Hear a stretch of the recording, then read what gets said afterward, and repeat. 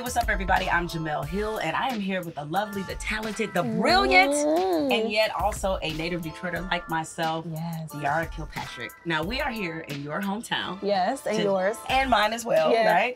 But the moment belongs to you because you have a new series, Diarra From Detroit. We decided that we were going to go out and show people what our city is about. How would you describe what your childhood was like in Detroit? Ooh. In a word, I say idyllic. I think a lot of people don't associate that, you know? I love when you tell people, oh, I'm from Detroit, and people go like, ooh. Yeah. Ow. Ooh, what was that like? And I'm always like, it was great. Well, you use the word idyllic, and that's not a word that people associate with Detroit. Yeah. So what was it that was so idyllic about your Detroit childhood? Growing up in Calumet, it was a lot of kids. We played a lot in the summer. We put the slip and slide out in the back. That's where I learned how to ride my bike. That's where I had my first boyfriend, my first kiss. Not your first boyfriend? Yes. Who was your first boyfriend? His name was Francois. And I named the character after him. But Francois from Detroit makes sense. Francois Detroit is French. Yes. Right, from Detroit. From Detroit. That makes a lot of sense. We just passed the Detroit Opera House, the Fox, the DIA. I mean, I was always doing cultural stuff. Mosaic Youth Theater. And I don't know, I feel like the grit of the city, it seemed there was still something always kind of whimsical. So what are you hoping people learn about your city as we take them on this wonderful tour? Ooh, I guess just the nuances of it, right? We know a little bit about Motown. We know it can be dangerous. We know it's gritty, but there's nuances, there's beauty, there's love, there's great characters here. And there's great food. Ooh, yes, and that is where we're first gonna stop, which is a spot called El George's.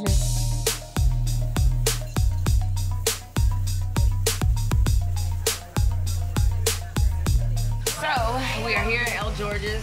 We have the famous Detroit Conies. Okay, I'm very excited about this. I am super excited about this. I don't think I've had a Coney since I was home, probably in college. Okay. For people who may be unfamiliar, I know you got a lot of New Yorkers who swear they invented the Coney dog. No. I don't know if you did or didn't. But I know no, you didn't. They probably didn't. They did. But even if they did, we perfected that shit. That's all I know. Y'all invented a theme park. Not the dog. All right. So mine is chili cheese with onions and mustard, which is a pretty typical order, right? See how that mustard banging? So good.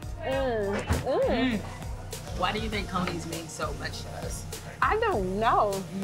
I mean, it's one of those things about the city where I would like to learn, like, what is it about the Coney? Why are there so many of them? Because how many Coney Islands are there? Basically every corner. Yeah, there have to be 150 Coney Islands in the city. You know what, a good comparison to the Detroit Coney Islands, it's our Waffle House. Yes. Yes, it is our Waffle House, right? And you know how in Waffle House, where the staff, they're great, but they can also fight. So like, I have seen some things in some Coney Island, some scraps, like a bunch of stuff. It goes down in the Coney Island. You know, you're gonna see some togetherness, you're gonna get a Coney dog, but you might have to fight your way out at some point or see a fight. I mean, that and the bulletproof glass. I know. I do feel like, because we were talking about Golden Bowl for Chinese, which we agree is #1 in the city. But with Golden Bowl and with here too, I do feel like the thicker the bulletproof glass, the better the meal. The thicker the bulletproof.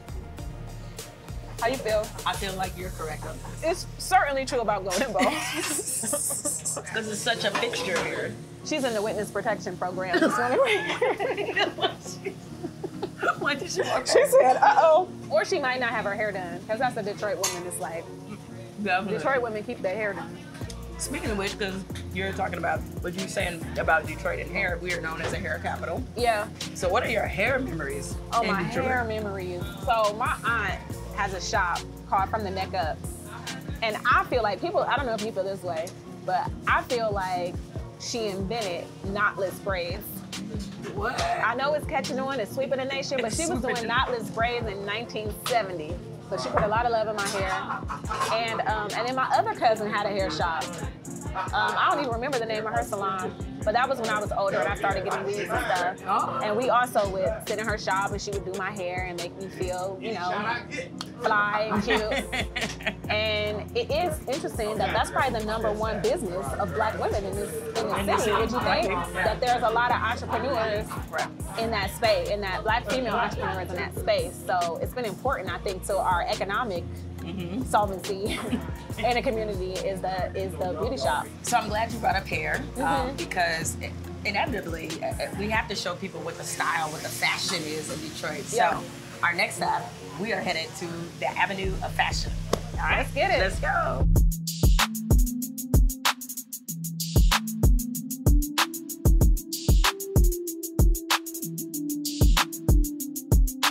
We're here on the Avenue of Fashion, right? And the Avenue of Fashion is basically a collection of different businesses. You got art galleries, clothing stores. This place in particular. This is Motown Studio, Motown Photography. Anybody who had to have senior pictures for graduation, this is where you come. I got my pictures here. Did you get yours here? Absolutely. Yeah, okay, on your show, on Diarra from Detroit. Fashion is a big part of it. Detroit fashion. Detroit fashion is a big part. I just shop. It's supposed to be on the Avenue of Fashion. Oh, okay. So that's part of this world. All kinds of fashion, you know, from Danger, who's like kind of like that hood dude. He has his own little bit of swag. And then at the gala, you get to see Detroit come out in its finest sort of cocktail attire, which is nice too. Why do you think Detroiters are so into the type of fashion that we're into? Because it's more bold. Like it's very colorful. Like why do you think that connects and resonates? We don't have a lot of subtlety about the fact that we're here, that we made it. And that we made it to your event, and I don't think anybody wants to be missed. Detroit has always been into designer clothes. The color has always reigned supreme. But it's like Coogies were huge. When I was coming up, the Coogi sweater, y'all saw Biggie has one for those outside of Detroit. I tried to just steal one out of Simply Casual. We still wear Coogi. I would wear it. I would wear it today. But again, Coogies were big. Jabos were big. Like it's just Pelly Pelly. Pelly Pellies. Oh, Alwasam was a huge Detroit designer. The coats, the Shirlings. We were into the Shirlings. Leather, period. Like you couldn't be from Detroit without a leather coat. Yeah, that's true. Yeah, so we were into all or of a leather jumpsuit. Or a leather jumpsuit. See, I see what you did there. Always bringing it back to the roots. So what was your favorite look on Diarra from Detroit? Ooh, I have so many, but I really, really do like that rendezvous. I had an outfit where I had to go to a meet, like a secret rendezvous meet, and I had to go to a gala. And I had to serve for both things. Okay. And so we ended up doing like a plunging neckline and this kind of fuchsia satin one piece. And with a hood. Okay. So we were giving like sort of Grace Jones, you know, clandestine meets gala. That was my fave.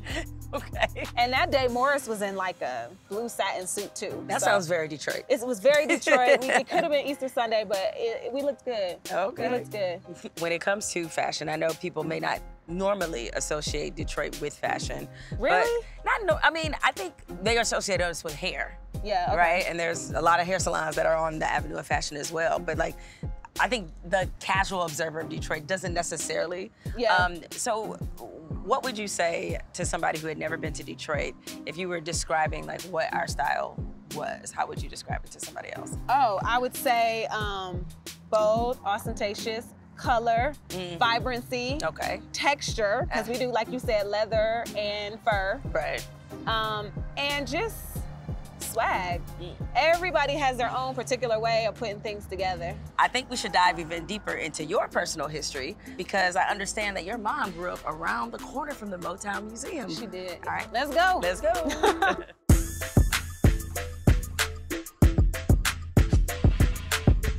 So we didn't get kicked out of the Motown Museum because we didn't go in, but we certainly were not allowed to video there, so we just left there, couldn't film there. They said stop in the name of love. They did. So we did. So we did. We stopped in the name of copyright, that's for sure. But that is Detroit's musical legacy and history. We are at a place where a lot of Detroit history is. The Charles H. Wright African American Museum, which until the African American Museum in DC was built, this was the largest African-American museum in the country. You have some roots here. What are your memories of this museum? I was at the Charles H. Wright all the time. You know, Kwanzaa ceremonies, all the exhibits, I was always there. And then also I came here and performed my one-woman show when I graduated from college. So that was a beautiful thing. I came as a kid and got to perform for my community in here. Oh, what was the name of the one-woman show? It was called The Devil is Beating His Wife. And you know what that means. Is that raining? Yeah, when it's raining and the sun is shining at the same time. I felt like my black card was being tested right there. I was like, it's raining, right? It was. But some people think it was like a dramatic, you know, a dramatic play. But it was really just about the sayings that get passed down from the South into the North. Oh, okay, got it. Okay, so a little bit of history there as well. Yeah. All right, well, we have more history to explore, so we're gonna take a quick little tour inside your old stomping grounds. Let's do it.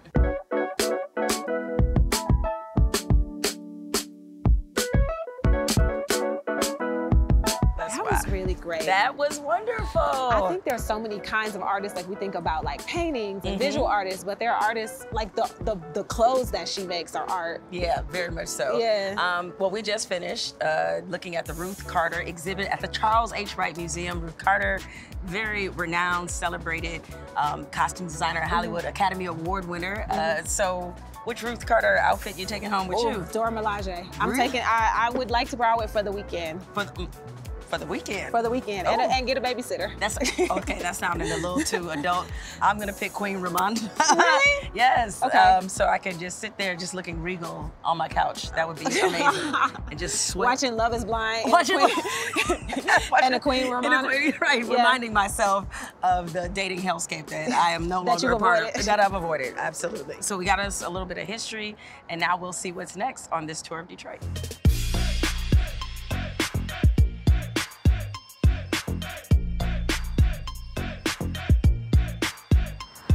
Wow, we're here at the famous Fox Theater. Yes. So many wonderful historic entertainers have come through here. Yes. So many comedians, like all manner. What do you think was the best show or best performance you saw here? If you asked me in middle school, I probably would have said Immature. You saw Immature. Listen, what a treat to come here and see Immature. Roger from Sister Sister, live and in color. But I think probably the most epic would be, I think I have to give it to Auntie Nita. Anita Baker. That's a good one. I feel like she's the soundtrack to my childhood. Like when I think about my mother cooking dinner and me like doing my homework, it's like Anita Baker playing in the background. So since we're talking about music, I have to ask you. Yeah. Why was it so important to you to do T-Babies It's So Cold in the D? I have a love-hate relationship with that song. Right. I love it, yeah, but I hate that sometimes people look at it and like, oh, that's Detroit, you right. know? So why was it important for you to include that? Well, it's iconic, for one. It is. It's iconic, and it is that thing where people around the country clowned us. They were like, oh, this is what y'all going through Detroit? This is what was... But they clowned and bopped at the same time, but they mostly clowned. They might have bopped, but most people were like, baby, are you on the beat? And so I wanted to reclaim it. I wanted to honor her. Because you know what? She used what she had to do what she did. But I wanted to reclaim it, and I wanted to make it a piece of beautiful music. Oh, okay. All right. So I wanted to reimagine it and let it shine for what it is. Because lyrically, it's not bad. It's not bad. So I'm excited for people to see what we did with it. It's so cold in the deer. How the we supposed to keep peace? All on the mind, murking and doing time. So I kind of feel like Diarra From Detroit is going to be sort of a Detroit guide for dummies, right? Almost. I mean that in the most positive way. That people are gonna learn a lot. And that also includes the lingo. Yeah. And what up, though, is a big part of our lingo. Yeah. So explain to people who do not know why this is our phrase, like what does what up, though mean? Okay, you might come from my Detroit card, because for me it just means what up. Where we just have to be extra. I have no idea what the etymology is of the dough. Right. Do you? I do not, but I do know, as someone once said to me, it is a question and a statement. What up, though? Right?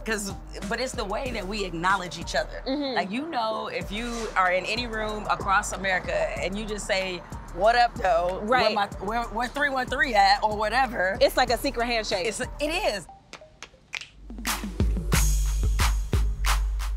everybody, make sure that you watch Diarra from Detroit, streaming on BET Plus. Keep it locked, tap in. Because everybody can't physically come to Detroit. That's right. The next best thing is to watch Diarra from Detroit on BET Heck of an invitation and a plug. Come be a part of this Detroit community. Hi! Wow. It feels really good because of what it represents, which is a lot of hard work, a lot of patience, and a lot of helping other people make their dreams come true as well. There's a lot of people in the show too who are having their first opportunity to be series regulars. So the whole thing, it feels really good. And also to represent for my city, the city that has shown me so much love. Don't make me cry. Cut.